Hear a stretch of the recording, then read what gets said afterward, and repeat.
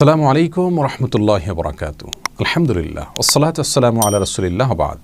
সুপ্রিয় দর্শক শ্রোতা ভাই বোন, আজ আমরা কোরবানি কেন্দ্রিক 4টি কমন এবং বড় ভুলের কথা বলবো, যে ভুলগুলো কোনো ক্ষেত্রে আমাদের কোরবানিকে সম্পূর্ণ অর্থহীন করে দিতে পারে। এই সমস্ত ভুলগুলো বেশিরভাগ মানুষ আমরা করে থাকি। তার মধ্যে থেকে প্রথম ভুলটি হলো, কোরবানি করার ক্ষেত্রে অনেকের অসৎ উদ্দেশ্য থাকে। অর্থাৎ তিনি হয়তো প্রতি বছর কোরবানি করে থাকেন, এবছর কোরবানি না করলে বাচ্চারা ছেলেমেয়েরা কার মুখের দিকে চেয়ে থাকবে, অথবা আত্মীয় স্বজন কি বলবে, পাড়া প্রতিবেশীর লোকেরা কি বলবেন, তাদের কাছে আমি ছোট হয়ে যাব, এটাকে একটা নিজের ইজ্জতের ব্যাপার মনে করেন। আবার অনেকে মনে করেন যে কোরবানি করলে এটার উপকারিতা তো আমি নিজেই পাচ্ছি, গোশত আহরণ তো আমার এমনিই করতে হয়, গোশত তো কিনতে হয়, সেক্ষেত্রে ফ্রেশ গোশত আমি আহরণ করলাম। এই সমস্ত উদ্দেশ্য যদি থাকে কোরবানি করার পেছনে, তাহলে সেক্ষেত্রে সেই কোরবানি করা আর না করাতে কোনো পার্থক্য থাকবে না, বরং সেটি শিরকে আসগারে পরিণত হতে পারে। যার কারণে কোরবানি হতে হবে শুধুমাত্র আল্লাহ সুবহানাহু ওয়া তাআলার সন্তুষ্টির উদ্দেশ্যে, এবং সেজন্যই মাঝে মধ্যে নিজে গরু কোরবানি করলেও সেটাকে ছাগলে পরিবর্তিত করা দরকার, এবং মাঝে মধ্যে নিজের কোরবানিটা অন্য কোনো জায়গায় করা দরকার যেখানে আমার পরিচিত লোকজন চিনছে না। অর্থাৎ যে কোনোভাবে কোরবানিতে আমার ইখলাস রয়েছে, নিষ্ঠা রয়েছে, শুধুমাত্র আল্লাহর উদ্দেশ্যে করছি, এখানে গোশত অথবা সামাজিক কোনো অবস্থান আমার উদ্দেশ্য না।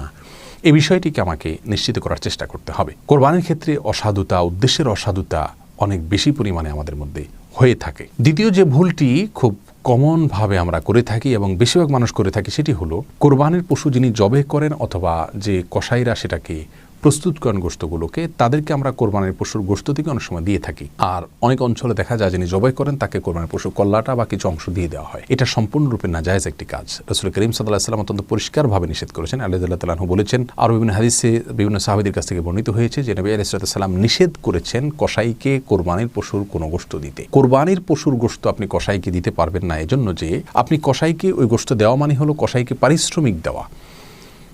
আর কোরবানির পশু বিক্রি করা জায়েজ নাই, এবং কাউকে পারিশ্রমিক হিসাবে দিলে সেটাও বিক্রি করার মতোই হয়ে গেল। সেই দৃষ্টিকোণ থেকে এটি সম্পূর্ণ ভুল একটি কাজ এবং বড় ধরনের একটি ভুল। এটা আমরা কিন্তু অনেক সময় করে থাকি। আপনি কসাইকে আগে থেকে বলে দিবেন, তোমার পারিশ্রমিক এত, কোনো গোশত তুমি পাবে না। কসাইরা অনেক সময় অল্প পয়সায় রাজি হয়ে যায়, কারণ সে জানে যে কিছু গোশত পেলে তার দাম অনেক বেশি হবে। তো সেজন্য আগে থেকে তাদেরকে নিশ্চিত করতে হবে। তবে হ্যাঁ, তারা যদি অভাবী মানুষ হন, গরিব মানুষ হন, তাহলে সেক্ষেত্রে অন্য 10 জন গরিবকে যেরকম দিচ্ছেন সেরকম পরিমাণ তাদেরকেও আপনি দিতে পারেন, কোনো অসুবিধা নেই। অতএব কসাইকে বা জবাই যারা করছেন তাদেরকে বা কাজের লোকদেরকে কোনোভাবে পারিশ্রমিক হিসাবে যাচ্ছে এরকম গোশত বা পশুর কোনো কিছুই তাদেরকে দিতে পারবেন না। 4 নম্বর যে ভুলটি আমরা প্রায় 100% হাতে গোনা হয়তো কিছু মানুষ বাদ যাবে, তারা বাদে বেশিরভাগ মানুষ আমরা যে ভুলটি করছি তা হলো কোরবানির পশু জবে করার পর তার বর্জ্য, রক্ত এগুলো আমরা যত্রতত্র ফেলে দিচ্ছি অথবা ভালো করে পরিষ্কার করছি না। এর ফলে কিন্তু আমরা বড় ধরনের একটি গুনাহ করছি।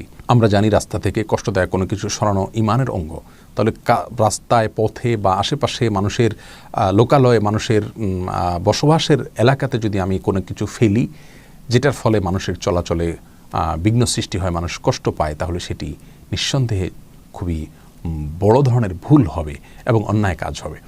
আপনার কোরবানির পশুর রক্ত, বর্জ্য এগুলোর দুর্গন্ধে যদি পথচারীদের কোরবানির ঈদের কয়েকদিন পর পর্যন্ত চলাফেরা করতে অসুবিধা হয়, কষ্ট হয়, মশা তৈরি হয়, পরিবেশ নষ্ট হয়, তাহলে কিন্তু তার জন্য আল্লাহ সুবহানাহু ওয়া তাআলার কাছে আপনাকে দায়ী হতে হবে।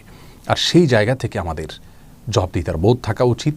আমাদের পশুর কোনো বর্জ্য, কোনো রক্ত অথবা অবাঞ্ছিত কোনো অংশ আমরা যত্রতত্র ফেলবো না। এটাকে সম্পূর্ণরূপে মাটির নিচে দাফন করা এবং মানুষের যাতে কষ্টের কোনো প্রকার কারণ না হয় সেই দিকটা খেয়াল করা আমাদের প্রত্যেকের দায়িত্ব এবং কর্তব্য। আল্লাহ সুবহানাহু ওয়া তাআলা আমাদের সকলকে শুদ্ধতম উপায়ে সঠিকভাবে কোরবানির আমলটিকে সম্পাদন করার তৌফিক দান করুন। আসসালামু আলাইকুম রহমতুল্লাহি ওয়া বারাকাতুহু।